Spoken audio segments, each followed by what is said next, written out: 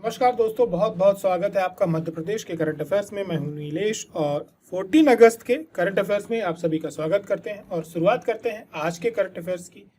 सबसे पहले आपको एक जानकारी के साथ कि यदि आप एमपीपीएससी प्री 2025 और मेंस 2025 प्लस सिलेक्शन को लेकर के टारगेट हैं तो एग्जाम गुरुजी में चल रहा है एक ऑफर, जिसमें आपको मेंटोरशिप 15 मंथ के इस मेंटोरशिप प्रोग्राम में, जिसमें हम आपके साथ 1 to 1 जुड़ेंगे। आपको मुख्य परीक्षा के टेस्ट भी मिलेंगे जिनकी कॉपी चेक की जाएगी, आपको प्री के टेस्ट भी मिलेंगे, साथ ही साथ इनके डिस्कशंस भी होंगे, क्वेश्चन बैंक भी मिलेगा और इन सब के अलावा जो सबसे बड़ी चीज मिलनी है, मुख्य परीक्षा के आपको अपडेटेड नोट्स मिलेंगे। ये सारी जानकारी आपको एग्जाम गुरुजी के दिए गए नंबर पे मिल सकती है। आप इसको ज्वाइन कर सकते हैं। 1 सितंबर से इसका सेकंड बैच चालू होने वाला है। आगे की तरफ बढ़ेंगे और शुरुआत करेंगे एक अच्छे विचारों के साथ कि सफलता उन्हीं को मिलती है जो समस्याओं को अवसरों में बदल देते हैं। बात अपने आप में स्पष्ट है। यदि आपको सफलता चाहिए तो आपके साथ जो ये समस्याएं चल रही हैं इनको अवसर में बदलिए और उनके साथ लड़िए। और लड़ते हुए पहला प्रश्न ये रहा कि दिल्ली किसकी राजधानी। यहाँ पर बात दिल्ली की नहीं हो रही, यहाँ पे बात दिल्ली की हो रही है, जो कि तिमोर लेस्ते की राजधानी है। अब खबरों में क्यों है? खबरों में इसलिए है कि हमारे देश की जो राष्ट्रपति हैं, महामहिम राष्ट्रपति द्रौपदी मुर्मू, ये वर्तमान में 3 देशों की यात्रा पे हैं, फिजी में, न्यूजीलैंड में और तिमोर लेस्ते में। फिजी में इनको वहां का सबसे जो सर्वोच्च सम्मान होता है वो दिया गया, फिर इसके बाद न्यूजीलैंड में। अब तिमोर लेस्ते में भी इनको क्या किया गया है कि उस देश का जो सर्वोच्च नागरिक सम्मान होता है, जो कि हमारे यहाँ के भारत रत्न की तरह होता है, grand collar of order of Timor Leste, इससे सम्मान दिया गया। हालांकि ये पेपर में यदि पूछेगा तो देश का नाम अपने आप आ जाएगा, लेकिन घुमा के पूछेगा तो आपसे वहां की राजधानी पूछ सकता है। अक्सर राजनयिक यात्राओं के बारे में एमपीपीएससी में प्रश्न बनते रहते हैं। तो जो तिमोर लेस्ते है ये पूर्वी तिमोर के नाम से जाना जाता है। इसको तैमूर नहीं समझना है। दक्षिण पूर्वी एशिया का एक छोटा सा द्वीप देश है और ये जो दक्षिण एशियाई देशों का संगठन है, जिसको आसियान बोलते हैं, उसका इनको उसको पर्यवेक्षक का दर्जा दिया गया है। 1975 तक ये जो पुर्तगाल है उसका एक औपनिवेशिक देश था और पुर्तगालियों की जब वापसी हुई तो इसके बाद इसमें इनके ऊपर इंडोनेशिया ने कब्जा कर लिया। फिर इसके बाद इनको 99 में इनको एक जनमत संग्रह के बाद इनको एक स्वतंत्र देश बनाने के लिए इन्होंने मतदान किया और ये एक नया देश बनकर के उभरा। 2002 में इसको एक्चुअल में औपचारिक स्वतंत्रता मिल गई। तब तक आप समझदार हो चुके थे। राष्ट्रपति यहाँ पर जो है वर्तमान में जोस रामोस होर्टा है। 1996 में इनको नोबेल शांति के पुरस्कार से सम्मानित भी किया जा चुका है। मुद्रा यहाँ की अमेरिकी डॉलर है। इसके अलावा बाकी का ज्यादा ध्यान देने की जरूरत नहीं है। बढ़ेंगे एक अगले प्रश्न की। बहुत ही अच्छा प्रश्न है। निम्नलिखित में से कौन सी जनजाति अपनी आयु की गणना के लिए संदर्भ में नील कुरिंजी का प्रयोग करती है? तो ये देखिए पलियान जनजाति है, तमिलनाडु में पाई जाती है। अभी ये खबरों में क्यों है? खबरों में इसलिए है क्योंकि जो नील कुरिंजी है इसको IUCN की रेड लिस्ट में क्या कर दिया गया है? सम्मिलित कर दिया गया है। उसमें भी शुभेद की लिस्ट में, वल्नरेबल की लिस्ट में इसको डाला गया। वैज्ञानिक नाम इसका स्ट्रोबोलिंथेस कुथियानस है। यह एक प्रकार की झाड़ी है जो केरल में, तमिलनाडु के जो पश्चिमी घाट होता है उनके 16 जंगलों में पाई जाती है। नीले रंग के फूल होते हैं। इमेज लगाई थी, दिख नहीं रही यहाँ पे। नीले रंग के बहुत सारे फूल होते हैं, घाटियां होती हैं। वो मतलब एकदम पूरा आपको पर्पल कलर का दिखेगा।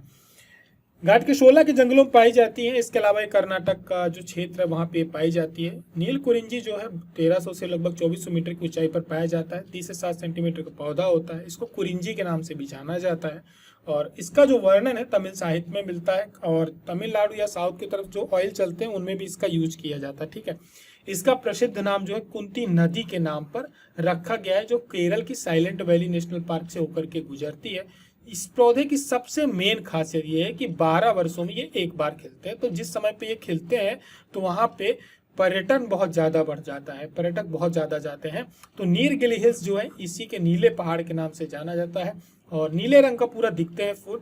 और जो पलियान जनजाति है तमिलनाडु में पाई जाती है, अपनी आयु की जो गणना होती है ये नील कुरिंजी के प्रयोग को उसमें करती है। बढ़ेंगे अगले प्रश्न की तरफ। हाल ही में राज्य सरकार द्वारा वेन गंगा या नल गंगा, ये दोनों को मिला करके नदी जोड़ो परियोजना की मंजूरी दी गई है। वेन गंगा मध्य प्रदेश से जुड़ी हुई है, लेकिन महाराष्ट्र की ये योजना है। कंफ्यूजन बिल्कुल भी नहीं रखना है।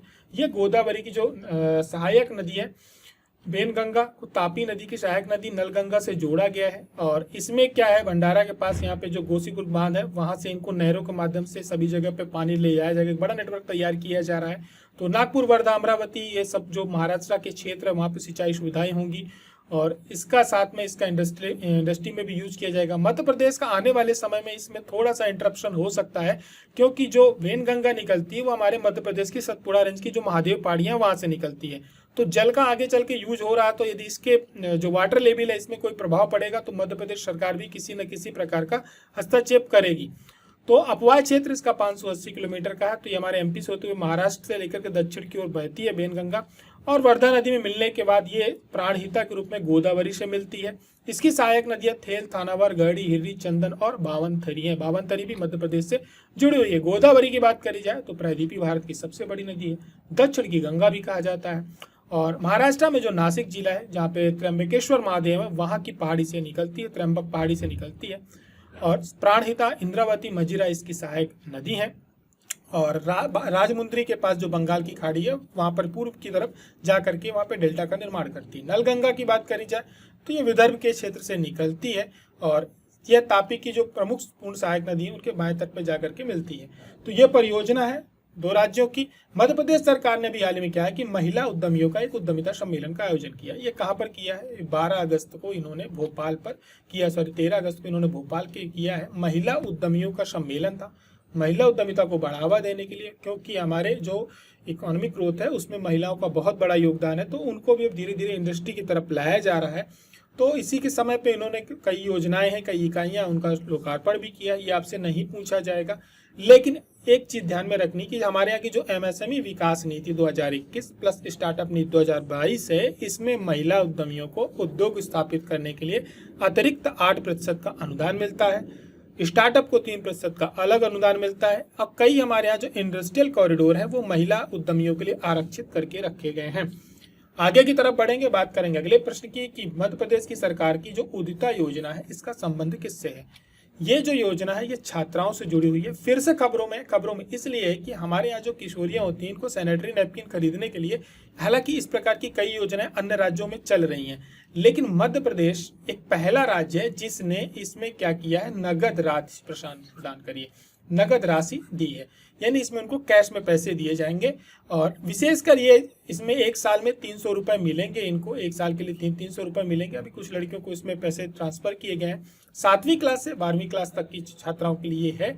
और इसका जो उद्देश्य देखिए, ये सरकार का, हालांकि ये योजना 1 नवंबर 2016 को महिला बाल विकास परियोजना के तहत शुरू की गई थी, लेकिन उस समय पे इसमें जो सैनिटरी नैपकिन्स है वो डिस्ट्रीब्यूट किए जाते थे। लेकिन ये पहली बार है कि मध्य प्रदेश सरकार ने इन्होंने कैश में इसको शुरुआत करी है। अभी पायलट प्रोजेक्ट के रूप में इसमें ग्वालियर, इंदौर, बड़वानी में लागू किया गया है।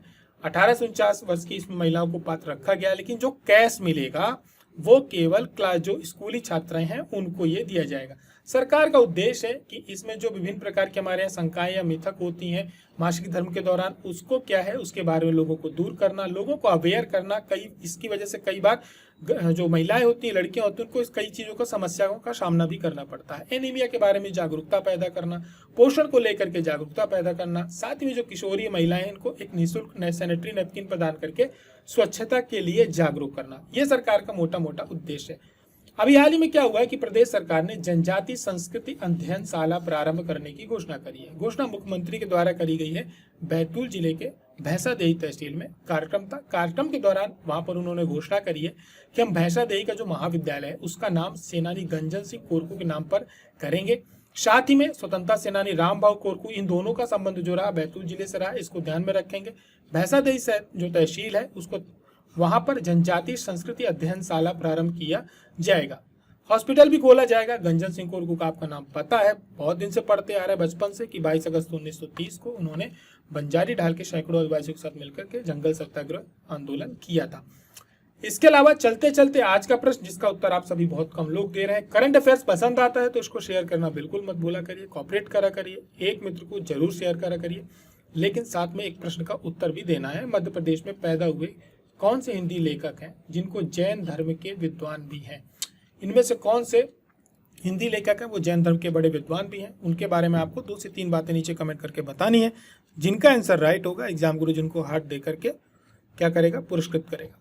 करंट अफेयर की क्लासेस आपको शेयर करना नहीं भूलना है। नोटिफिकेशन के लिए आप एग्जाम गुरु जी के यूट्यूब चैनल को बेल आइकॉन जरूर दबा देना है।